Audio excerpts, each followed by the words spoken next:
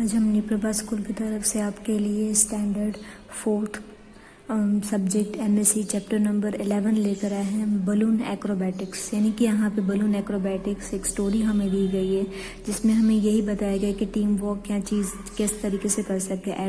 Acrobatics हमने normally यहाँ पे सर्कस वगैरह में देखा, ठीक है, वो उछलते हुए पूरी तरीके से। तो ये एक्रोबैटिक्स वगैरह हम सर्कस में भी देखते हैं। तो इसके बारे में हम एक स्टोरी पढ़ेंगे। पहले वर्ड्स ऑफ विजडम दिया हुआ है, team work is the secret that makes common people achieve uncommon result. यानी कि टीम वर्क की ऐसी चीज़ है, एक ऐसा सीक्रेट है जो लोग होते हैं उसे अचीव करने में यानी कि रिजल्ट लाने में मदद करते हैं। इसके लिए हम एक स्टोरी देखेंगे। On a bright sunny morning, Queen Bee preside over an interesting meeting in the land of insect। यानी कि यहाँ पे क्वीन बी यानी कि मधुमक्खियों की एक रानी एक मॉर्निंग यानी कि एक बड़ी खूबसूरत सुबह थी। मधुमक्खी की जो रानी होती है वो इंटरेस्टिंगली एक मीटिंग बुलाती है in the land of insects. यानी कि जहाँ पे इंसेक्ट्स वगैरह होते हैं वहाँ पे वो एक मीटिंग बुलाती है। It was to announce the annual contest in the insect world. यानी कि जो इंसेक्ट्स कीड़े मकोड़े होते हैं उनके वर्ल्ड में एक तरीके का एनुअल, जैसे कि हम कैसे प्रोग्राम्स वगैरह कॉन्सर्ट वगैरह करते हैं, तो मधुमक्खियों ने कॉन्सर्ट करने का विचारा। It was known as in balloon aerobatics contest based on team work.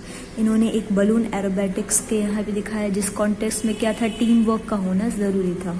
The bees were the champions of teamwork because they worked in perfect coordination to make a wonderful thing that is honey। अब जैसे कि हमें बताइए, हनी यानी कि शहद को बनाने में हमने अक्सर मधुमक्खी के छत्ते देखे हैं, किस तरीके से वो टीम वर्क, मधुमक्खियाँ अपने टीम वर्क में काम करती हैं, किस तरीके से ब्यूटीफुली ये चीज़ों को डिज़ाइन करती है। और हमें शेप भी काफ़ी ज़्यादा अच्छी लगती है, यानी कि मधुमक्खी जो हमेशा टीम में ही काम करती है। Queen bee was proud to be achievement. यानी कि क्वीन बी जो है, यानी कि जो उनकी रानी थी, उनको ये अचीवमेंट देने में काफ़ी ज़्यादा खुशी हो रही थी। She wanted all the other insect to develop the skill of team work. अब जो मधुमक्खी की रानी थी वो ये चाहती थी कि सारे जो लोग हैं वो टीम में काम करें और वो भी हमारी तरह जीत सकती हैं। यहाँ पर देख सकते हैं हमारी मधुमक्खी हैं कि क्वीन बी जो बाकी सारे इंसेक्ट्स को कॉन्टेक्ट के बारे में बता रही है, किस तरीके से कॉन्सर्ट यहाँ पे होने वाला है और कौन टीम वर्क से यहाँ पे हम चल सकते हैं।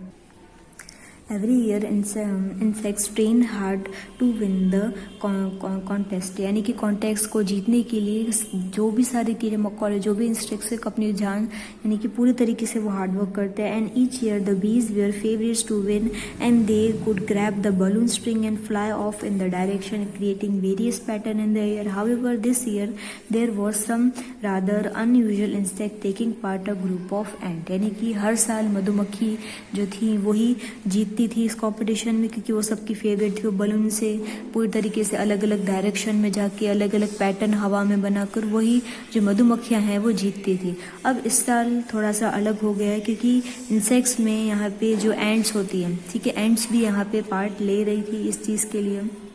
Of course, now not one accepted the ants to do anything special। अब सबको पता ही था कि एक चींटी थोड़ी कोई कुछ कर सकती है जैसे मधुमक्खी कर सकती है। सबको ऐसा था कि चींटी पार्ट ले रही है, लेकिन चींटियां तो क्या होंगी, हार जाएंगी। They were so tiny and light that no ant have even bothered to take part in the balloon acrobatics। यानी कि उनको सबको ऐसा था कि चींटियां तो एकदम छोटी होती हैं, लाइट वेट होती हैं, थोड़ी सी हवा आने पर भी वो क्या हो जाती है, यहाँ से वहाँ हो जाती है, तो वो कैसे यहाँ पे बलून एक्रोबैटिक्स में पार्ट ले सकती हैं। But all the ends work hard this time in a perfect coordination. लेकिन इस बार कुछ अलग ही हुआ, सारी जो चींटियाँ थी वो अच्छे से कोऑर्डिनेशन से काम कर रही थी। By the day of the concert they were well organise and prepared. जब यहाँ पे कॉन्टेस्ट होने वाला था तो अब सारी जो चींटियां हैं वो भी कॉन्टेस्ट के लिए प्रिपेयर होकर आई थी। And so the competition began and different insects took their turns performing beautiful items with balloon. यानी कि जैसे कॉम्पिटिशन स्टार्ट हुआ तो जितने भी कीड़े मकोड़े थे दूसरे सब अपने अपने तरीके से ब्यूटीफुल तरीकों से बलून का यूज़ करते हुए कॉम्पिटिशन में अपनी जो चीज़ है वो दिखा रहे थे। As always the butterflies and the fireflies left everyone amazed changed with their colorful twist and turn. अब हर बार की तरह वही हुआ, जो तितलियाँ थी, फायरफ्लाइज वगैरह थी जो उड़ सकते हैं, ऐसे उन्होंने उनकी, क्योंकि वो रंग बिरंगी होते हैं तो उन्होंने अपने टर्न और ट्विस्ट से सबको वैसे ही खुश कर दिया. Now it was time for the ants to perform. अब आगे चींटियों की बारी कि उन्हें कैसे परफॉर्म करने हैं. The little and shared just one balloon amongst them, and one by one they climb up to the balloon string, performing a thin black thread of end. अब एक बार एक क्या हो गया, चींटी के ऊपर चींटी पूरी तरीके से वो जो बलून का धागा था उस पर एक एक चींटी चढ़ गई. ठीक है, चढ़ने की वजह से वो ऐसा लग रहा था कि बलून पे पूरे एंड का एक धागा है वो बन चुका है.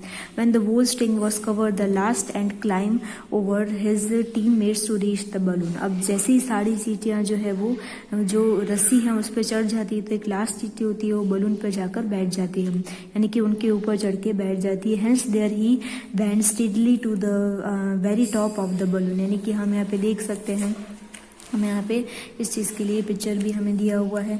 सारी चींटियाँ चढ़ जाती है, फिर ये चींटी यहाँ से चढ़ते हुए पूरे हमारे बलून पे चढ़ जाती है. The strange spectres around everyone curiosity. अब सबको ये उत्सुकता होगी कि ये सारी इस तरीके से चींटियाँ चढ़ी है तो अब ये क्या करेंगी. Now the ant at the top of the balloon open his jaw and as wide as he could and then he stable the balloon with the all might. यानी कि जो ऊपर बलून पे जो एंट थी वो अपना झाव यानी कि मुंह खोलती है और पूरी तरीके से लहराने से आवाज़ निकालती है. फिर ऐसे करके वो आवाज़ वगैरह निकालते हैं. Result for teddy minutes. अब इसका ऐसे करती ही as the air begin to blow off the balloon it start flying about here and there and 1000 aerobics movement were perfectly synchronized ants made all kind of beautiful shape and out of the string. अब जैसे इसने इशारा किया दूसरे ends को तो सब अपने एक्रोबैटिक्स यानी कि उस पर अलग अलग शेप परफॉर्म करना, अलग अलग चीज़ें परफॉर्म करना, यानी कि इन धागे पे और इनके ऑर्डर से सारी चीज़ें वो काफ़ी ज़्यादा ब्यूटीफुल लगने लगी. The magical flight ended with hard landing. यानी कि मैजिकल जो चीज़ हो रही थी वो धीरे धीरे फिर नीचे आ गए. But the ants were prepare for that also. अब एंड इसके लिए भी प्रिपेयर थी कि ये सब चीज़ें कर तो रही हैं लेकिन नीचे ये कैसे आएंगी. As the balloon touch the grass the ants dance their way to form a thank you. अब जैसे ही बलून आता है तो सारी चींटियां हैं वो नाचना चालू हो जाती है, यानी कि एक तरीके से थैंक यू बोलना चाहती हूँ. And board out the crowd. यानी कि जो क्राउड जो भीड़ इकट्ठा थी वहाँ पे वो सर झुकाती है जैसे कि थैंक यू कर रही हूँ. Then they skipped away heavily at the audience spot splendidly. यानी कि जो ऑडियंस का रिव्यू था उनके लिए वो काफ़ी ज़्यादा जो लोग थे वहाँ पे बहुत ज़्यादा खुश थे उसे देखते हुए. The originality and team work of the ants perform so impressive that there was no doubt as who would won the contest. यानी कि जो जिस तरीके से चींटियों ने परफॉर्म किया था सबको पता ही था, किसी को कोई डाउट नहीं था कि भाई एंड्स ही जो परफॉर्मेंस है वो जीतने वाली. The queen bee awarded the trophy to the little ants who happily acknowledge the cheer for the crowd. यानी कि जो मधुमक्खी की जो रानी थी उन्होंने चींटियों को यहाँ पे अवार्ड दिया, ट्रॉफी दिया, सम्मानित किया उसे. From then on everyone in the land of insect understood how much he could be achieve by the team work. फिर सारे इंसेक्ट्स को समझ आ गया कि अगर आप टीम वर्क से काम करेंगे तो आपको कोई भी चीज़ें हासिल हो सकती है. In the years to come the balloon competition but fourth wonderful display all due to the combined effort of the different index team. यानी कि जैसे कंपटीशन वगैरह फिर सारे लोग जो है वो टीम वर्क में काम करने लगे. अब नीचे हमें दी गई इनएफिशिएंट टीम वर्क जो है वो किस तरीके से यहाँ पर इम्प्लीमेंट हो सकता है. पहला, इनफेक्टिव टीम वर्क के लिए work hard for the team success. टीम को जिताने के लिए हमें बहुत कोशिश करनी चाहिए. Second, maintain perfect discipline. सब में डिसिप्लिन होना चाहिए, ऐसा नहीं कि एक दूसरे की बातें हम नहीं सुन रहे हैं.